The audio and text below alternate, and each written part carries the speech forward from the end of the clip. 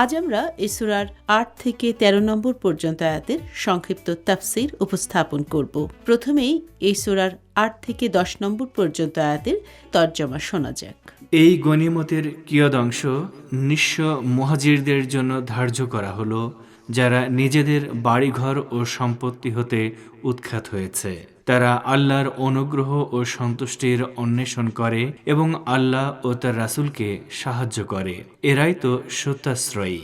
আর যারা মুহাজিরদের আগমনের আগে এই নগরীকে নিবাস হিসেবে গ্রহণ করেছে ও ঈমান গ্রহণ করেছে, তারা তাদের কাছে যারা মক্কা থেকে হিজরত করে এসেছে তাদের ভালোবাসে এবং মুহাজিরদেরকে যা দেয়া হয়েছে তার জন্য তারা তাদের অন্তরে কোনো না পাওনাজনিত হিংসা অনুভব করে না। আর তারা নিজেরা প্রচণ্ড অভাবগ্রস্ত হওয়া সত্ত্বেও মুহাজিরদেরকে নিজেদের উপর অগ্রাধিকার দেয়। বস্তুত যাদেরকে অন্তরের কার্পণ্য থেকে মুক্ত রাখা হয়েছে তারাই সফলকাম।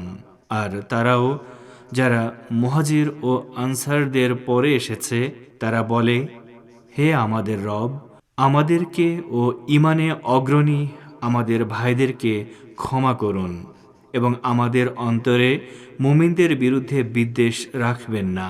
হে আমাদের রব, নিশ্চয়ই আপনি দয়ার্দ্র, পরম দয়ালু। এই আয়াতগুলোতে বলা হচ্ছে এই গনিমতে মুসলিম যোদ্ধাদের অংশ নেই, কারণ তারা যুদ্ধ করে তা অর্জন করেনি। এই গনিমত বন্টনের দায়িত্ব রাসূলুল্লাহ হযরত মুহাম্মদ সাল্লাল্লাহু আলাইহি ওয়াসাল্লামের এবং তিনি অগ্রাধিকারের ভিত্তিতে অভাবীদের মধ্যে তা বন্টন করে দেবেন। এখানে প্রথম অগ্রাধিকার পাবেন সেই সব নিঃস্ব মুহাজির মক্কায় যাদের ঘরবাড়ি ও সুন্দর জীবন ছিল, কিন্তু মদিনায় হিজরত করার কারণে তারা নিঃস্ব হয়ে পড়েছেন। দ্বিতীয় অগ্রাধিকার পাবেন সেই সব আনসার যারা নিজেরা দরিদ্র হওয়া সত্ত্বেও মুহাজিরদের আশ্রয় দিতে কার্পণ্য করেননি, বরং নিজেদের ঘরে স্থান দিয়ে সাধ্যমতো তাদের আপ্যায়নের ব্যবস্থা করেছেন। অগ্রাধিকারের পরবর্তী স্তরে মুহাজির বা আনসার নন, বরং তাদের পরবর্তী যুগে যারা ঈমান এনেছেন তাদের কথা বলা হয়েছে। পরিভাষাগতভাবে তাদেরকে তাবেঈন বলে অভিহিত করা হয়। এই আয়াতগুলোতে আরও বলা হচ্ছে, আল্লাহর রাসূলকে মুসলিম সমাজ থেকে দারিদ্র্য দূরীকরণ করার জন্য সাধ্য অনুযায়ী চেষ্টা চালাতে হবে। বাকি মুমিনদের গনিমতের মালের প্রতি কোনো রকম আকর্ষণ না রেখে তা দরিদ্রদের মধ্যে বন্টন করে দেওয়ার মানসিকতা থাকতে হবে। এই ৩ আয়াতের শিক্ষণীয় দিকগুলো হলো: ১. প্রতিটি মানুষের মাতৃভূমিতে বসবাস করার অধিকার রয়েছে, কাজেই মাতৃভূমি থেকে কাউকে বহিষ্কার করা হলে তার স্বাভাবিক মানবাধিকার লঙ্ঘন করা হয়। ২. ঈমানদার নিঃস্ব মানুষ আল্লাহর সাহায্যের পানে তাকিয়ে থাকেন এবং কোনো মানুষের কাছে কিছু চান না। তবে সচ্ছল মানুষের উচিত এ ধরনের মানুষের খোঁজ খবর রাখা এবং সাধ্য অনুযায়ী তাদেরকে সাহায্য সহযোগিতা করা। এবারে সূরা হাশরের ১১ থেকে ১৩ নম্বর পর্যন্ত আয়াতের তর্জমা শোনা যাক। আপনি কি মুনাফিকদেরকে দেখেননি? তারা আহলে কিতাবের কাফের ভাইদের বলে, তোমরা যদি বহিষ্কৃত হও আমরা অবশ্যই তোমাদের সাথে দেশত্যাগী হব এবং আমরা তোমাদের ক্ষতির ব্যাপারে কখনো কারো কথা মানব না, এবং যদি তোমরা আক্রান্ত হও আমরা অবশ্যই তোমাদেরকে সাহায্য করব। আর আল্লাহ সাক্ষ্য দিচ্ছেন যে নিশ্চয়ই তারা মিথ্যাবাদী। বস্তুত কাফেররা বহিষ্কৃত হলে মুনাফিকরা তাদের সাথে দেশ ত্যাগ করবে না, এবং তারা আক্রান্ত হলে এরা তাদেরকে সাহায্য করবে না, এবং এরা সাহায্য করতে যদি আসেও তবে বিপদ দেখলে অবশ্যই পৃষ্ঠ প্রদর্শন করবে। তারপর তারা কোনো সাহায্যই পাবে না। প্রকৃতপক্ষে মুনাফিকদের অন্তরে আল্লাহর চেয়ে তোমাদের ভয়ই সবচেয়ে বেশি। এটা এজন্যে যে এরা এক বিবেক বুদ্ধিহীন সম্প্রদায়।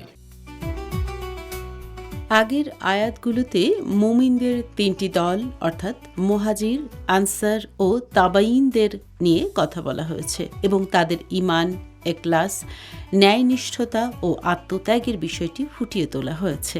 এই 3 আয়াতে মুমিনদের বিপরীত দলের কথা উল্লেখ করা হয়েছে, যারা মদিনায় মুসলমানদের সঙ্গে বসবাস করত এবং বাহ্যিকভাবে ঈমানদারির দাবি করত, অথচ এরা প্রকৃতপক্ষে ছিল মুনাফিক।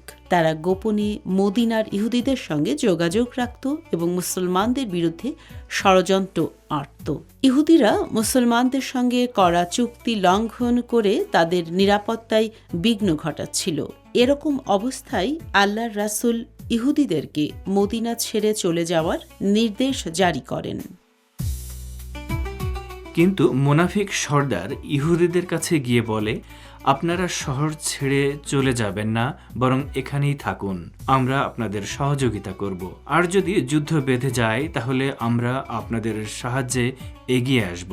কিন্তু বাস্তবে ইহুদিরা আগের চুক্তি করে লঙ্ঘন করলে মুসলিম বাহিনী তাদেরকে অবরুদ্ধ করে ফেলে। এ অবস্থায় মুনাফিকদের অন্তরে এতটা ভয় ও শঙ্কা কাজ করে যে তারা আর ইহুদিদের সাহায্য করতে এগিয়ে যায়নি। এ কারণে ইহুদিরা মুসলমানদের কাছে আত্মসমর্পণ করে এবং মদিনা থেকে বিতাড়িত হয়। এই 3 আয়াতের কয়েকটি শিক্ষণীয় বিষয় হচ্ছে: 1. ইসলামে মুমিনরা পরস্পরের ভাই। অপরদিকে মুনাফিক, কাফির ও ইসলামের শত্রুদের পরস্পরে রয়েছে ঘনিষ্ঠ সম্পর্ক। মুনাফিকদের থেকে মুমিনদের আলাদা করার জন্য এটি একটি অব্যর্থ মাপকাঠি। 2. মুনাফিকদের কোনো প্রতারণামূলক, হতাশাজনক বা অহেতুক উত্তেজনা সৃষ্টিকারী বক্তব্যে আমাদের ভয় পেলে চলবে না, বরং আমাদের উচিত হবে কথা ও কাজে তাদের অন্তরে ভীতি সৃষ্টি করা, যাতে তারা ইসলাম বিদ্বেষী পদক্ষেপ গ্রহণ থেকে বিরত থাকে।